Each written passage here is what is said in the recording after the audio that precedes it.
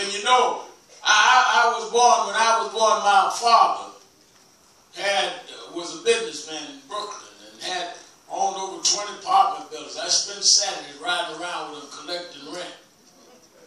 One day, when I was 9, he walked out, left, had a child outside, my mother's oldest daughter, my half-sister.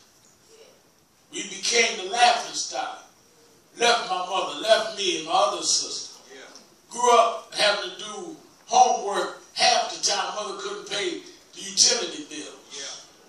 Did homework by candlelight. Kids that used to admire me because I was a boy preacher would laugh. I remember they had the blackout in New York, 65.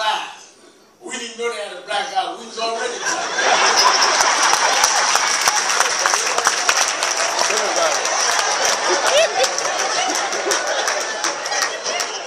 folks started knocking on our door to get candles closed. Everybody on the block knew we was with no lights.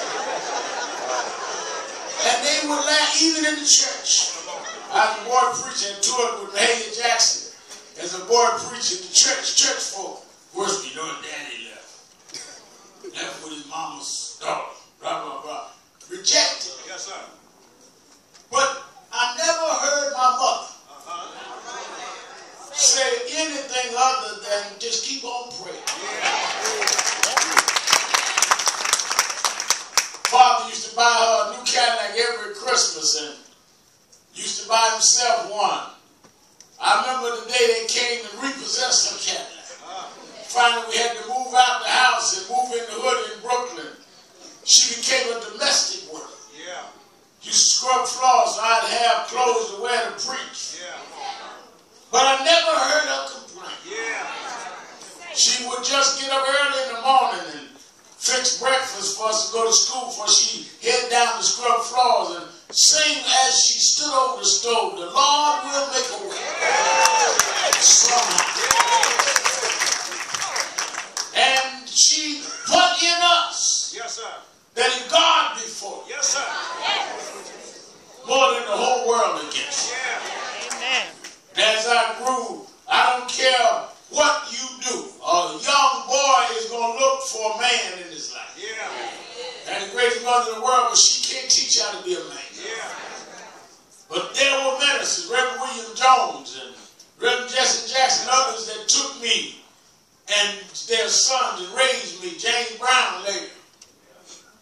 If my father had stayed, I probably would have never met them.